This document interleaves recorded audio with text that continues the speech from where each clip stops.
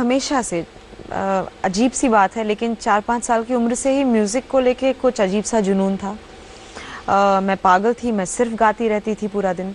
तो मेरे लिए तो इससे बड़ी खुशी की बात ही नहीं होती थी कि जब पापा बताते थे कि आज यहाँ पे शो करना है, वहाँ जागरण करना है।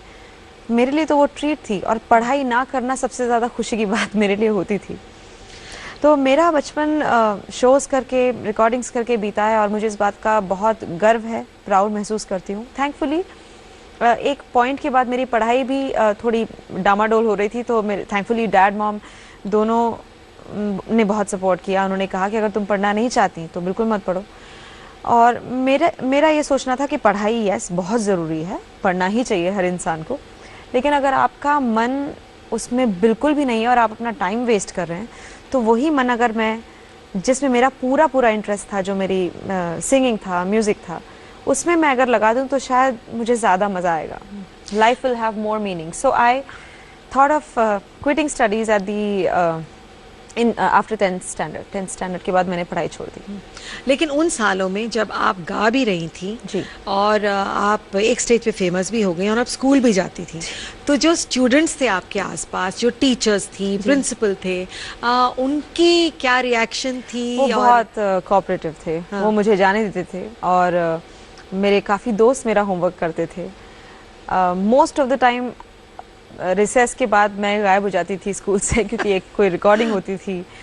मैं कभी कभी अपने यूनिफॉर्म में रिकॉर्डिंग में गई हूँ। एग्जाम्स कैसे दे पाती थी? एग्जाम्स कैसे दे पाती थी? पढ़ती कैसे थी? नहीं पढ़ती थी। जितना थोड़ा बहुत पढ़ती थी वो रट्टा मारती थी और कोशिश करती थी, प्रे करती थी रात भर के वही क्वेश्चंस आए जो मैंने प्रिपेयर किए हैं। कभी कभी मैं लकी होती थी तो मार्क्स ठीक ठाक आ जाते थे, कभी कभी मैं जस्ट पास हुई हूँ, कभी कभी फेल भी हुई हूँ। अगर आपको मौका मिले एक अच्छा रोल करने का एज एन एक्टर जी, तो आप उसे हाँ बोलेंगी या आप कहेंगी नहीं मुझे तो सिर्फ सिंगिंग करनी है? मैं बिल्कुल हाँ बोलूँगी, क्योंकि सिंगिंग मेरी लाइफ में काम नहीं है, वो मेरा पैशन है और मैं बनी सिंगिंग से हूँ, तो वो ज़िंदगी भर चलेगा। लेकिन इंसान को हर वो चीज़ करनी चाहिए जिसके लिए मन हो, जो उसे एक्साइटिंग लगता है।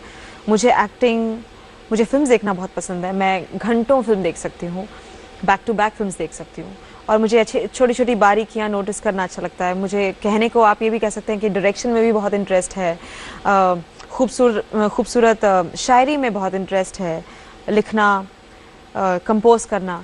तो मैं वो सब चीज़ें करना चाहती हूँ जिसमें मुझे तो आपने कुछ जानकर अच्छा लगेगा। इट्स वेरी यंग, लेकिन मैं ये कहूँगी कि आपने कोई बकेट लिस्ट सी बना ली है कि मतलब मैंने लाइफ में ये सब करना है? मैंने बकेट लिस्ट नहीं बनाई है क्योंकि मेरी बकेट इतनी बड़ी है और वो हर रोज़ चेंज होती रहती है। हर रोज़ मुझे ऐसा लगता है अगर मैं उसे लिख लूँगी तो शायद सिर्फ उतनी ही चीज़ें करूँगी। मैं इनफाइनाइट चीज़ें करना चाहती हूँ और इसलिए मैं कोई बकेट लिस्ट नहीं बनाती। लेकिन आप सिस्टमैटिकली टाइम निकालती हैं उन सब चीज़ों के लिए या आप फ्लो के साथ बहती हैं कि जब मौका आएगा जैसे जो हो जाएगा मैं कर लूँगी? जी, मैं बिल्कुल, आपने सही पकड़ा, मैं फ्लो के साथ ही बहना पसंद करती हूँ और मेरे लिए म्यूज़िक भी वही है। आप एशिया की 50 सेक्सिएस्ट विमेन में से एक मानी जाती हैं। वाह। तो बहुत बड़ा खिताब है ये, तो जी। आपको कैसा लगता है ये सुन के? क्या बात है, आई मीन बहुत खुशी की बात है ये तो। एक आर्टिस्ट के लिए उससे बड़ी क्या बात हो सकेगी। लेकिन मैं सिर्फ इतना जानती हूँ कि मेरे गाने में और जो भी मैंने आज तक किया है, that has made me sexy and I am grateful to all those people who voted for me. और अब मैं टॉप 50 नहीं, टॉप 10 में आना चाहूँगी, तो मैं और मेहनत करूँगी और अच्छा करूँगी और शायद आ भी जाएंगी। I mean you are looking amazing, बहुत खूबसूरत लग रही हैं। Thank you so much. अच्छा, आपकी एक छोटी बहन भी है जी, सुनेहा जी, वो भी गाती है? बहुत ही अच्छा गाती है, लेकिन मुझसे भी अच्छा गाती है। हाँ, हमने कभी उन्हें सुना नहीं। Suneha, I respect what she thinks about singing, क्योंकि उनका ये मानना है कि वो सिर्फ गाना पसंद करती हैं तो वो हमेशा गाएंगी, फैमिली में कुछ अपने लिए गाएंगी, मज़े के लिए गाएंगी। लेकिन she didn't want to take it as a profession, you know, take it up as a profession. So I totally respect that. But I have got to learn a lot from her, so it's always good. अच्छा, लता जी का आपने जैसे कहा, आप लता जी, आशा भोसले, इन सबकी greatest fan है। लता जी का ऐसा कौन सा गाना है जो आपका फेवरेट है, जो आप हमेशा गुनगुनाती हैं, जो आप शायद हमारे लिए भी कुछ लाइनें गा दें। बेताब दिल की तमन्ना यही है, तुम्हें चाहेंगे, तुम्हें पूजेंगे, तुम्हें अपना खुदा बनाएंगे। बेताब दिल की तमन्ना यही है। Thank you. Very nice. Destiny में बिलीव करती हैं या टैलेंट, या दोनों? दोनों में। डेस्टिनी से आपको एक बहुत बड़ा मौका मिल सकता है, ऑब्वियसली आपके टैलेंट के बेसिस पर, लेकिन अगर आपको सस्टेन करना है अपनी वो पोजीशन, तो सिर्फ और सिर्फ आपको वो टैलेंट ही सस्टेन करा सकता है। तो दोनों का होना बहुत जरूरी है। रियाज कितना जरूरी है? बहुत जरूरी है। मैं नहीं करती हूँ, लेकिन मैं आपसे पूछने वाली थी, कितना घंटा करती हैं आप रियाज? मेरा रियाज अगर आप कहें तो पूरा दिन चलता रहता है, क्योंकि मैं गाड़ी में ड्राइव करते वक्त गाती हूँ, कहीं जाते वक्त गाती हूँ, घर में बेडशीट लगाते वक्त 6 बजे उठ के आप वो वॉइस एक्सरसाइजेज नहीं करती हैं? वो सब नहीं हो पाता। कोशिश जरूर करती हूँ, एवरी डे सोचती हूँ कि सुबह उठ के ये करूंगी, लेकिन इतनी सारी चीजें हैं, तो उसमें मैं एटलीस्ट ये जरूर करती हूँ कि मैं पूरा दिन गाती रहूं, और वो चलता रहता है। कुछ 3 साल पहले आपकी शादी हुई जी, उसके बारे में बताइए। The man in your life कैसे मिले, रोमांस, मैरिज कैसे हुआ सब? The man in my life is Hitesh sonic, and उनसे मैं काफ़ी सालों से उनको जानती हूँ, 12 साल से जानती हूँ, और हम रिकॉर्डिंग्स के दौरान ही मिले, अच्छे दोस्त बने, और दोस्ती में कब एक दूसरे को ज़्यादा दोस्ती से ज़्यादा चाहने लगे वो पता नहीं पड़ा, और थैंकफुली एक दिन हम दोनों ने एक दूसरे से बात की, एक दूसरे को यस यस बोला, और फिर शादी कर ली। तो मतलब रोमांस का पीरियड 12 साल का रोमांस है। Romance he romance. That's wonderful। कैसे कभी ऐसा लगता है कि अगर आप एक दूसरे को इतनी अच्छी तरह से पहचानते हैं, एक दूसरे को जानते हैं और सालों से जानते हैं, तो एक कंफर्ट जोन होता है। और जी मेरे लिए रोमांस की डेफिनेशन हर किसी के लिए अलग होगी, अलग अलग होती होगी। तो मेरे लिए भी यही है कि जो हमारा इतना वक्त साथ में बीता है, अगर कहीं ना कहीं छुपा हुआ रोमांस नहीं होता तो इतना वक्त साथ में बीतता क्यों? इतनी अजीब अजीब उल्टी सीधी और अच्छी और बोरिंग बातें हम क्यों आपस में शेयर नहीं करते और ये जो मन ना भरना एक दूसरे से है और बातें करते रहना, टाइम का पता ना लगना, ये सब रोमांस ही है।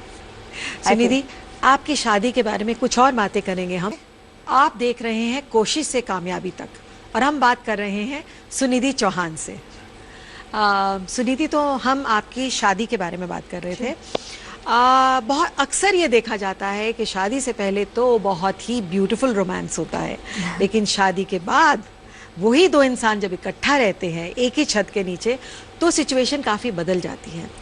आपके क्या एडजस्टमेंट्स रही शादी के बाद, एंड 3 साल पुराना है ये मैरिज का रोमांस, कैसा चल रहा है? पहले तो कोई एडजस्टमेंट नहीं है। हम एक दोस्त की तरह मिले थे और दोस्तों की तरह शादी की और दोस्तों की तरह आप घर में रह रहे हैं। तो डिफरेंस इतना ही है हम दोनों के लिए कि हम एक छत के नीचे साथ में रह रहे हैं और पहले से ज़्यादा वक्त एक दूसरे के साथ निभाते हैं। हालांकि कभी कभी ऐसा भी होता है कि वो भी काम कर रहे हैं, मैं भी काम कर रही हूँ, तो मिलना हो नहीं पाता, या फिर I am touring and he is also busy in his studio all day long for days sometimes. But ये एक अंडरस्टैंडिंग है, एक रिस्पेक्ट फॉर ईच अदर है, for each others work and personal space, और I think that's what make a marriage work. लेकिन जब इकट्ठे रहते तो कुछ कुछ बातें होती हैं जो छोटी छोटी होती हैं लेकिन थोड़ी सी इरिटेट करती हैं एक दूसरे के बारे में। ऐसी कोई बात है जो आपको थोड़ी सी इरिटेट करती है उनके बारे में? ये आपने अच्छा सवाल पूछा है। नहीं, उनको भी करती होंगी, आई एम श्योर आपकी कुछ बातें होंगी जो। तो उनको करती हैं कि नहीं, मैं उनसे पूछूंगी। हाँ। और मैं अगर सोचूं तो अभी तक कोई बात है नहीं ऐसी जो इरिटेट करती है। 3 साल में कुछ भी ऐसी बात नहीं जो इरिटेट करती है? सीरियसली अजीब बात है नहीं। कभी कभी अच्छी बातें भी इरिटेट करती हैं। एक इंसान अगर बहुत अच्छा भी हो तो लगता है कि आपको क्या जरूरत है इतना अच्छा होने की, you are thinking about everybody. तो जरूरी नहीं है कि एक बुरी बात होती है, कई बार वो अच्छी बात है जो दुनिया के लिए अच्छी होती है, लेकिन वो डे टू डे जब आपको डील करना पड़ता है तो वो इरिटेट करती है। नहीं, ऐसी कोई बात अभी तक कोई बात नहीं है। Wow, what a wonderful marriage. I don't know, but I mean सब जगह ऐसा होता है, तो now I am doubting my marriage कि क्यों नहीं है कुछ गड़बड़। नहीं, may be like you said कि 12 साल से I think you know each other so well कि शायद वो एडजस्टमेंट्स ऑलरेडी एक तरीके की हो चुकी हैं शायद। मेरे ख्याल से तकलीफ तब शुरू होती है जब आप एक दूसरे के ऊपर ओनरशिप, पॉसेसिवनेस महसूस करने लगते हैं, और फिर किसी को भी तकलीफ होगी। हम तो, ये तो रिलेशनशिप है, एक मैरिज है, आपके दोस्तों में या फिर आपके जान पहचान वाले लोगों में भी अगर ऐसा कुछ होता है तो आप इरिटेट हो जाते हैं।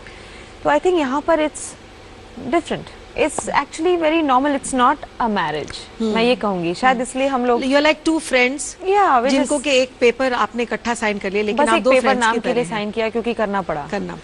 मैं आपको सच बोलूं तो वो भी नहीं किया है। एनरिके के बारे में आपने बात की थी, लेकिन बात बीच में ही रह गई। वो गाना जो आपने उनके साथ गाया, जो वो तो हमें सुनाइए ना, मतलब वो एक अलग जोन का गाना था, तो हमने वो सुना नहीं आपसे। हठीला मन बावरा जरा सा है डरा डरा, I can feel your heartbeat, दिल ने कहा I can feel your heartbeat, हाँ मैंने सुना, हाँ मैंने सुना, हो हठीला मन बावरा जरा सा है डरा डरा। बहुत इजीली आप इंग्लिश से हिंदी में स्विच हो जाती हैं और वेरिएशन कर लेती हैं। आई थिंक ये बहुत सालों के रियाज, आप कहती हैं रियाज नहीं करती, लेकिन कहीं आप करती हैं, बिकॉज ये बहुत मुश्किल है। किसी गुरु के साथ नहीं किया कभी, लेकिन अपना रियाज तो मेरा रोज हुआ है, तो यस।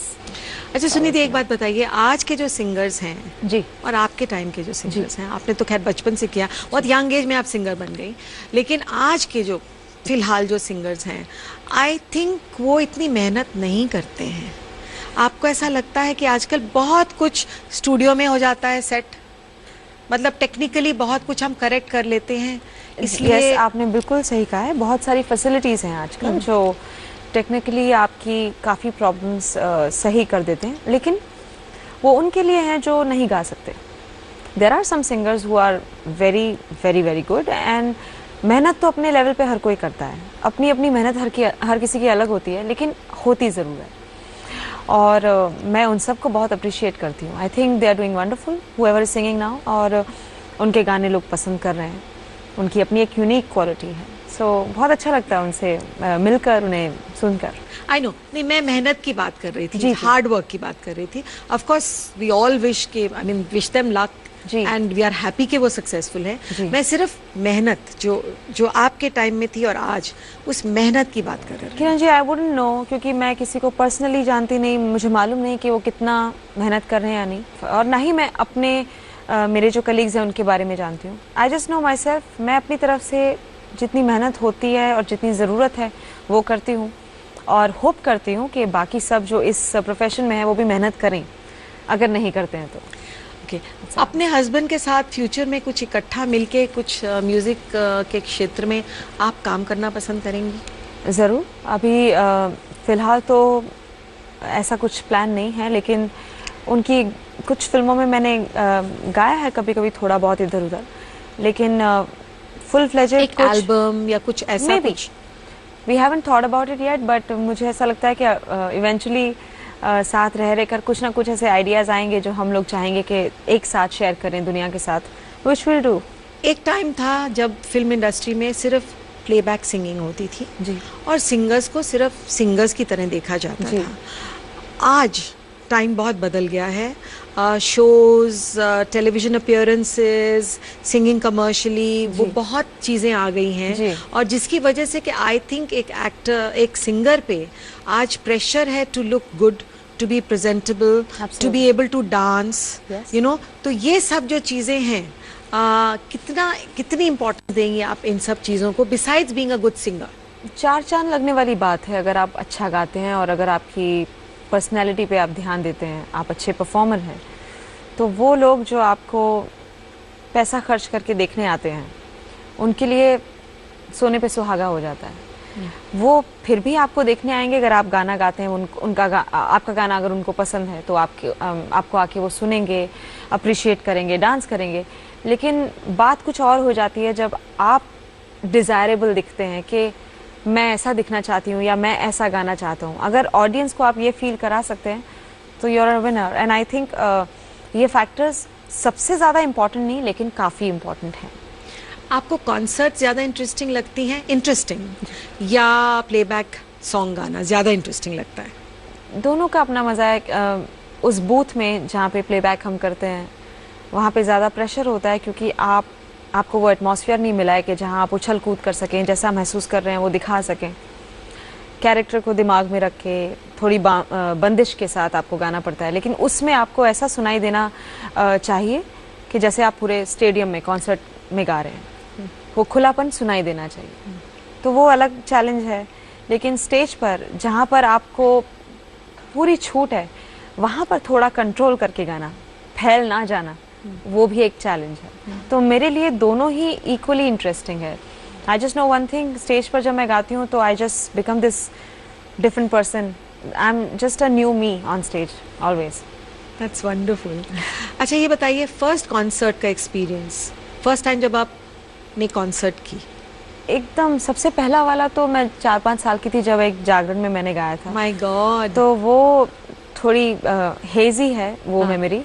लेकिन मैं आपको अपने सबसे पहले इंटरनेशनल शो के बारे में बताती हूँ। 94 में मैंने अपना पहला वर्ल्ड टूर किया था श्री अमिताभ बच्चन जी के साथ, और साथ में श्रीदेवी जी, अनिल कपूर, अनुपम खेर, आप नाम लीजिए, और वो सब लोग उस टूर पे थे। और मैं बस एक छोटी सी 11-12 साल की थी। मैंने वहाँ पे परफॉर्म किया था। मैं शो को ओपन करती थी और मैं वो कभी नहीं भूलूंगी जब मेरी परफॉर्मेंस के बाद न्यूयॉर्क में अमित जी आए स्टेज पर। उन्होंने मुझे गोदी में उठाया और कहा कि अरे भाई अब हम क्या परफॉर्म करें, इस लड़की ने तो हम सबकी छुट्टी कर दी। तो वो मेरे कान में अभी तक फ्रेश है, याद है मुझे। तो वो कौन सा गाना था जो आप गाती थी? मोरनी बागा माँ बोले आधी रात माँ, मोरनी बागा माँ बोले आधी रात माँ, छनन छन चूड़ियाँ, छनन छन चूड़ियाँ छनक गई, देख साहिबा चूड़ियाँ खनक गई हाथ माँ, मोरनी बागा माँ बोले आधी रात माँ। बहुत खूबसूरत। अगर 2 दिन के लिए आपको मौन व्रत रखना पड़े, आप कर पाएंगी? जी, मैंने किया हुआ है। 15 दिन तक मौन व्रत किया हुआ है। माय गॉड, कैसे किया था? बीच में एक वक्त था जब एक शॉर्ट टाइम के लिए मेरा गला थोड़ा ज़्यादा स्ट्रेन हो गया था, बहुत गाने गाकर, बहुत शोज करके। तो डॉक्टर ने मुझे कहा था कि आपको रेस्ट चाहिए और आपको लंबा रेस्ट चाहिए, आवाज़ को रेस्ट चाहिए। तो मेरे लिए इम्पॉसिबल था। पहले 2-3 दिन बहुत तकलीफ हुई, लेकिन फिर मुझे आ गया।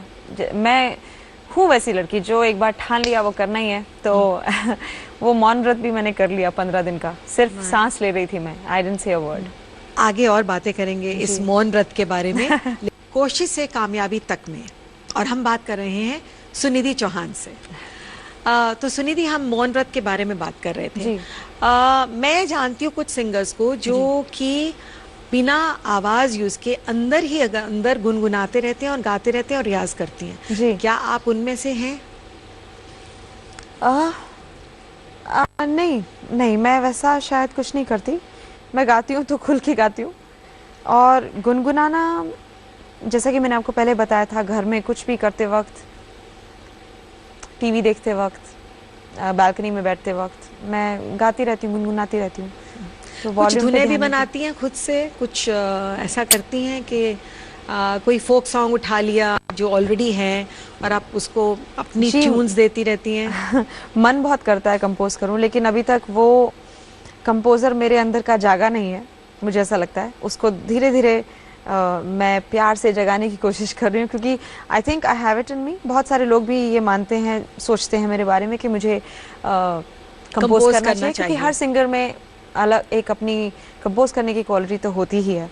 तो वो भी मैं एक्सप्लोर कर रही हूँ। I am at a very initial stage right now, but yeah I am working on it.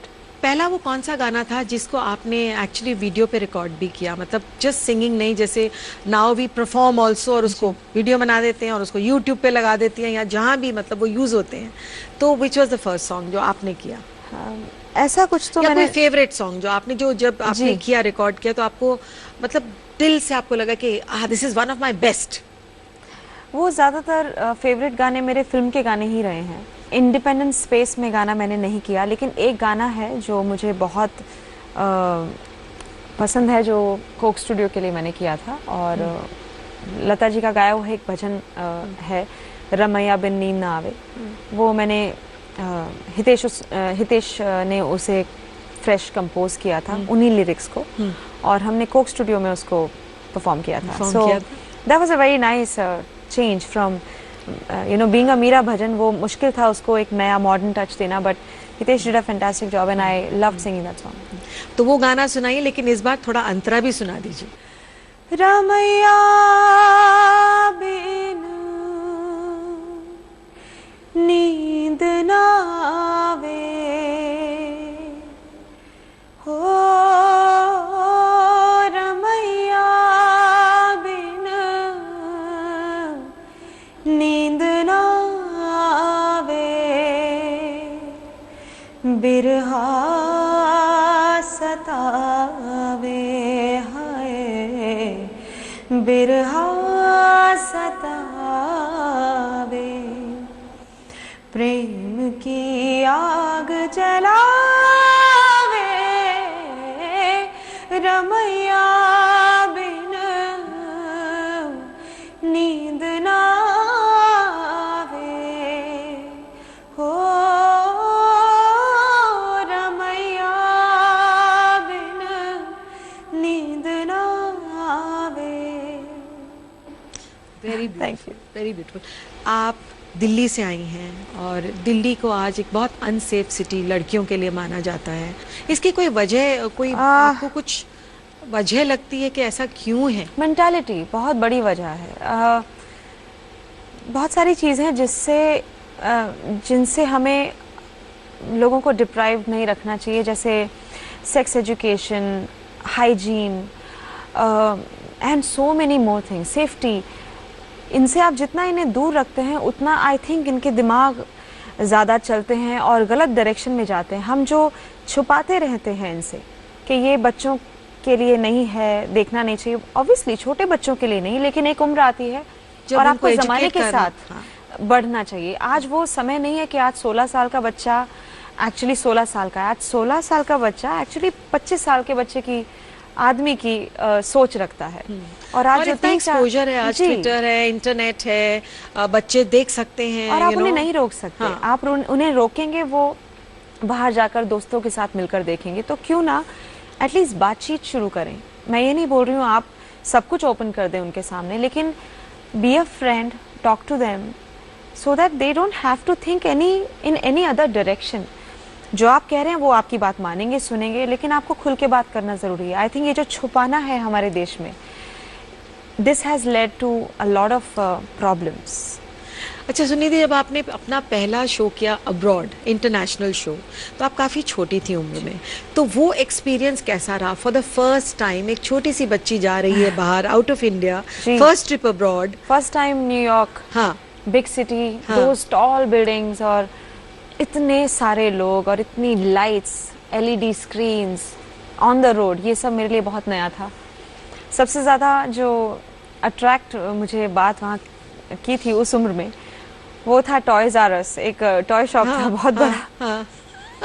और मैंने इंडिया में यहाँ पे बहुत सारी बाबी डॉल्स देखी थी और सब एक ही अटायर में दिखती थी, साड़ियाँ होती थी या फिर घाघरे में। और ये पहली बार था कि मैंने बाबी डॉल्स को अलग अलग अमेजिंग कॉस्ट्यूम्स में देखा। और वो बहुत महंगी थी और मुझे वो चाहिए थी और मैं पापा को बोलती रहती थी कि पापा ये कितनी अच्छी है। मैं घंटों टॉयज आर अस में पापा इधर उधर थोड़ा घूमते थे और चीज़ें, किसी के लिए कुछ लेना हो या कुछ, मैं एक ही जगह खड़े होकर 20 मिनट 25 मिनट एक ही डॉल को बस ऑब्जर्व करती रहती थी। उसका आई मेकअप, उसका फेस, उसका ड्रेस, हाथ, और हाथ जो हिलते हैं, हाँ। ये सब मेरे लिए बहुत फैसिनेटिंग था। और मुझे वो सारी डॉल्स चाहिए। I know, हम सब जब छोटे थे we all wanted Barbie dolls. लगता था कि शायद हम भी ऐसे बन पाएं कभी फ्यूचर में, है ना? यस। खैर आप तो बन गई हैं बार्बी डॉल, बिल्कुल। Thank you. अच्छा, आप इंटरनेशनली ट्रैवल करती हैं, इतने फैंस हैं आपकी आवाज़ के, तो कोई इंसिडेंट्स, कोई एक्सपीरियंस किसी फैन के साथ बताइए। बहुत ही हम्बलिंग और वेरी हार्ट टचिंग मोमेंट्स रहे हैं मेरे फैंस के साथ। एक मैं नहीं भूलूंगी कभी, मेरे एक बहुत ही स्वीट फैन है जिन्होंने मेरा फेस अपने हाथ पर यहाँ टैटू किया। Oh my God. आपने उसकी फोटोग्राफ रखी है क्या? जी, कहीं ना कहीं तो रखी है, भेजी थी मुझे, और वो बहुत बड़ी बात है। मुझे ऐसा लगता है कि ये एक बहुत बड़ा स्टेप है एक फ़ैन के लिए, किसी अपने चहीते कलाकार के लिए ऐसा कुछ करना। तो दैट वाज वेरी मूविंग। बाकी मैं हर जगह जाती हूँ, बहुत अलग अलग तरीके से लोग मिलते हैं, बच्चे, छोटी लड़कियाँ 16-17 साल की, वो जब आके मुझे हक करती है और उनके जब आंसू कभी कभी होते हैं, तो मुझे ऐसा लगता है कि मैंने सच में कुछ ना कुछ तो अच्छा किया है उनके साथ, उनकी रूह को, उनकी सोल को छुआ है अपने गानों के थ्रू या अपनी पर्सनालिटी के थ्रू, कि वो ऐसा महसूस करती हैं मेरे साथ। सुनिधि, आपने काफ़ी रियलिटी शोज में अब आप जज भी करती हैं, जज कर रही हैं, उसके बारे में, उस एक्सपीरियंस के बारे में कुछ बताइए। बहुत अच्छा, बहुत इंस्पायरिंग होता है ऐसे ऐसे नए नए सिंगर्स को मिलकर, क्योंकि हर कोई अपनी एक यूनिक बात लेके आता है और आप एज एन आर्टिस्ट ज़िंदगी भर सीखते ही रहते हैं। तो चाहे वो किसी बड़े आर्टिस्ट से आप सीखें या फिर अपकमिंग सिंगर से आप सीखें, it's always good to learn. So मुझे बहुत मज़ा आ रहा है। अगर आपको उनको कुछ सलाह देनी हो जो पार्टिसिपेंट्स हैं, तो आप उनसे क्या कहेंगी? मैं काफ़ी वक्त उनके साथ बिताती हूँ, सलाह देती रहती हूँ अपनी तरफ से, मेरे जो भी एक्सपीरियंसेस कहते हैं मैं उनसे शेयर करती हूँ। एक बहुत इम्पॉर्टेंट बात मैं उन्हें कहना भूलती नहीं हूँ, वो ये है कि प्लीज़ आप अपने आप में और अपने टैलेंट में बिलीव कीजिए। अगर आप फॉलो या इंस्पायर किसी से भी हो सकते हैं, लेकिन आपकी जो इंडिविजुअलिटी है वो आप नहीं खो सकते, क्योंकि दैट विल मेक यू और ब्रेक यू। बट आप अगर किसी के शूज़ में रहेंगे हमेशा, तो आप उनके जैसे ही रह जाएंगे। तो ये मेरी कोशिश रहती है, क्योंकि मैंने भी बहुत बचपन में लोगों को सुना है, फॉलो किया है, लेकिन फॉलो उस हद तक ही किया जहाँ पर मैं उनकी तरह ना साउंड करूँ। उनको उनकी इंस्पायर हुई हैं उनसे, लेकिन आपने उनके स्टाइल को नहीं अडॉप्ट किया। जी, उनके स्टाइल को अपनी तरीके से अडॉप्ट करके और उसको इम्प्लीमेंट किया है। एक पर्सनालिटी दी है, जी। एक इंडिविजुअल पर्सनालिटी दी है आपने उसको। आप बहुत सारे लोगों की आइडल रही हैं और हैं, तो इस मकाम पर पहुंच के इतनी यंग एज में आपको कभी ऐसा डर लगता है कि मैं कहाँ पहुंच गई हूँ? And there are always ups and downs. आप बहुत लकी रही हैं, आपके अब तक करियर में अप ही रहा है, तो कभी आप डाउन के बारे में सोचती हैं? आई थिंक ये आपके माइंड में है।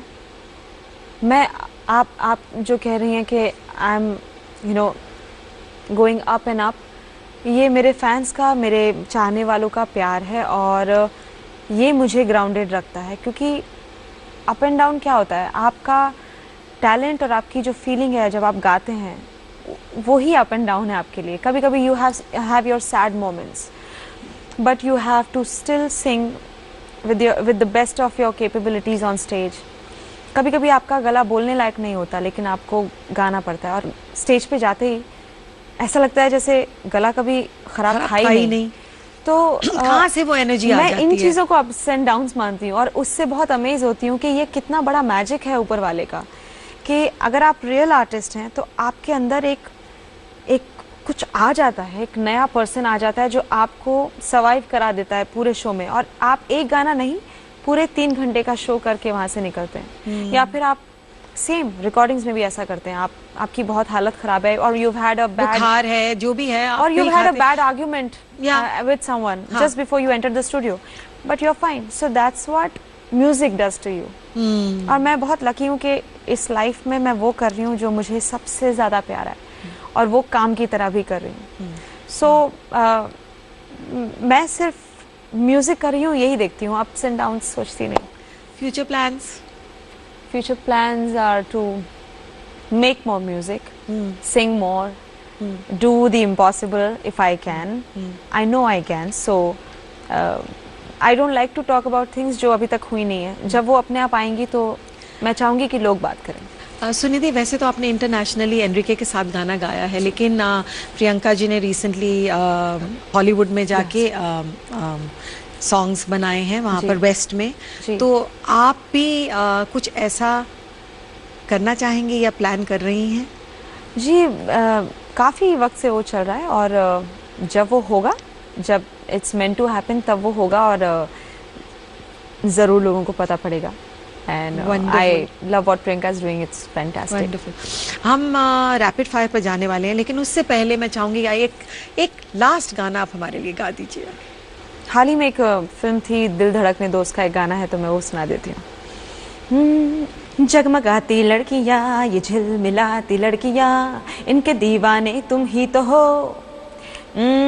हंसती गाती लड़कियाँ, ये झिलमिलाती लड़कियाँ, चाहती सब क्या है ये सुनो। इन सब के है मन में क्या, इनकी धड़कन में क्या, सुनो जरा सपने क्या है, इन आंखों में दिल में है क्या अरमान।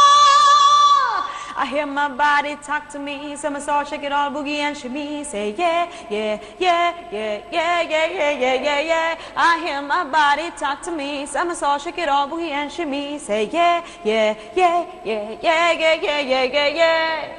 Girls like to swing, swing, जरा आगे निकल के swing, नए रंगों में ढल के swing, अंदाज बदल के, यानी हिचकिचाना नहीं है swing, मस्ती में है जीना swing, जीवन रस पीना swing, ये बात हुई ना, यानी अब शर्माना नहीं है। Beautiful, beautiful, very nice. Thanks so much. Sunidhi, अब हम जाते हैं अपनी रैपिड फायर पे। तो आपको कुछ सवालों का जवाब देना है, जरूर। एक ही वर्ड में फटाफट। एक सॉन्ग जो आपके दिल के सबसे करीब है। तू चंदा मैं चांदनी। okay. आपका सबसे बड़ा डर या फियर? कोई डर नहीं। वंडरफुल। अगर आप सिंगर ना होती तो क्या होती? डांसर होती। शाहरुख या Salman, who is the biggest Khan? I love Shahrukh Khan. Okay, super. Item number या रोमांटिक सॉन्ग, आपका फेवरेट क्या है? Both, totally. I can't pick one, क्योंकि I am what I am. I started with you know those item songs, powerful songs, और फिर सब कुछ change हो गया when I started singing romantic songs. लोगों ने मुझे दोनों में अप्रिशिएट किया, so both are very close to me. Favourite singer, co singer? Co singer के Sukhwinder ji. Okay, most favourite. And female singers Mahalakshmi. आपके हस्बैंड की बेस्ट क्वालिटी?